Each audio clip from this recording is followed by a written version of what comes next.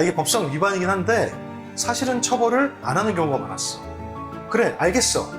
만약에 운전자 당신이 그때 당시에 브레이크를 밟았으면 도로 중간에 갈 수도 있어. 그 위험성은 알겠지만 그래, 위험성은 위험성인데 근데 위반했잖아. 그래서 2심의 무죄 판결을 뒤집은 거지. 처벌하는 게 맞아? 사실은 처벌을 하면 안 된다고 생각해. 운전자분, 당신 아직 죄인 아닙니다. 고개 드세요. 기회 있습니다. 형, 딜레마 존이라고 들어봤어? 혹시 대법원 그 판결 난 것 때문에 그렇지? 그 딜레마존이 뭐냐면, 우리가 교차로 진입할 때 빨간색 나오기 전에 노란색 등 들어오잖아. 근데 이제 노란색 등 들어오면 서야 되는 게 맞지. 그거 일반적으로 쓰잖아. 근데 만약에 네가 교차로 직전에 들어왔다면 서야 돼, 가야 돼.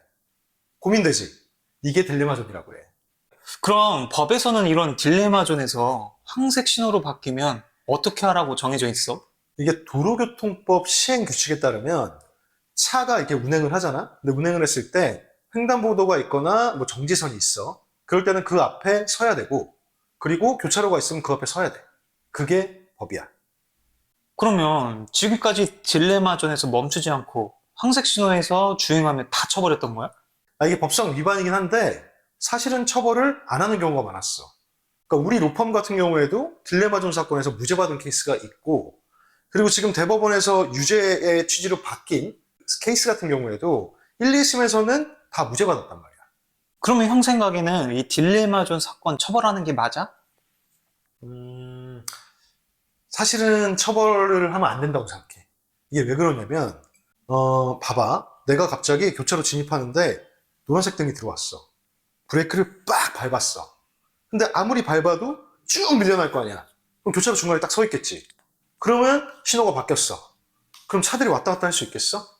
그리고 만약에 어떤 차들은 자기 신호 딱 보고 가다가 빵 때려박을 수도 있잖아. 그리고 또 내가 버스 기사라고 생각해봐. 갑자기 브레이크를 빡 밟았어. 쓰려고.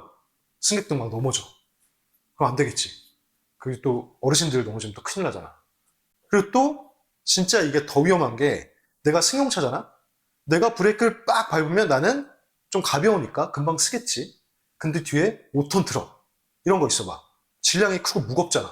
그런 거는 제동거리가 길어요. 나보다 훨씬 더 앞에 가서 있는 거야.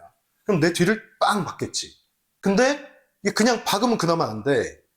이 질량이 크기 때문에 높잖아. 받고 올라타기도 해. 그럼 차가 완전 주저앉거든. 그러면 거의 인명사고가 크게 날 수도 있지. 그렇기 때문에 사실 이걸 처벌하는 게, 이게 좀 맞나? 좀 싶은 생각이 좀 들지. 형 말이 맞는 것 같긴 한데 그럼 대법원은 왜 무죄 판결을 뒤집은 거야? 이게 나도 판결 이유를 봤거든? 내용을 보니까 굉장히 심플해. 그러니까 도로교통법상 규정이 있고, 그래, 알겠어. 만약에 운전자 당신이 그때 당시에 브레이크를 밟았으면 도로 중간에 갈 수도 있어. 그 위험성은 알겠지만 그래, 위험성은 위험성인데 근데 위반했잖아. 그래서 2심의 무죄 판결을 뒤집은 거지. 그럼 다른 나라들도 이렇게 처벌해? 그건 아니더라고. 미국의 많은 주, 그리고 일본, 호주, 영국 같은 경우에도 지금처럼 만약에 갑자기 브레이크를 밟았을 때 위험한 상황에 처한다 라고 한다면 통과하게 돼 있어. 그럼 이 사람은 이제 유죄라서 처벌받는 거야? 이게 지금 사실 언론에서도 거의 처벌을 기정사실화하고 있고 처벌의 가능성도 상당히 높겠지? 근데 나는 좀 다르게 생각해. 왜냐면 그 형법상 긴급피난이라는 게 있어. 그게 뭐냐면, 내가 그 불법 행위를 했다고 하더라도 그게 그 행위를 한 이유가 내가 굉장히 위험한 상황이 있어서 그 위험한 상황을 모면하기 위해 한 거다. 그리고 그게 뭐 상당히 이유가 있다고 본다. 라고 한다면 그 죄를 처벌하지 않게 돼 있어.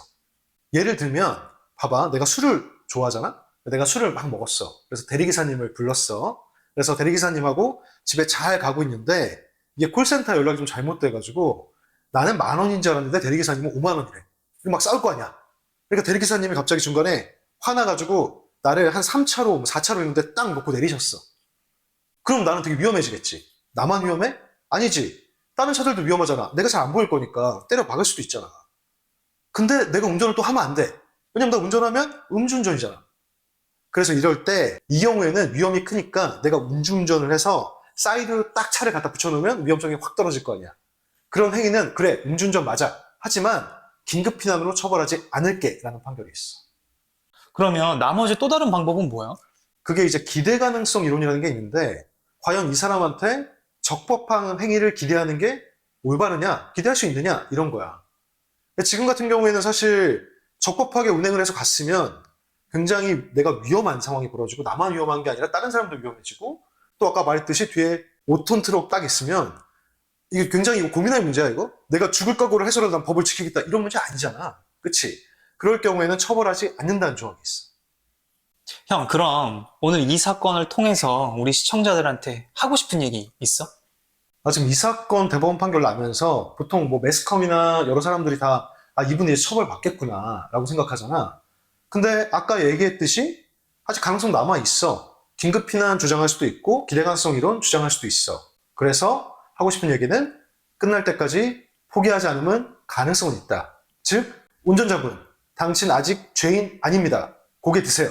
기회 있습니다. 이거야. 그럼 더 마지막으로 더 할 얘기 있어? 진짜 밥 먹어야 돼. 가자.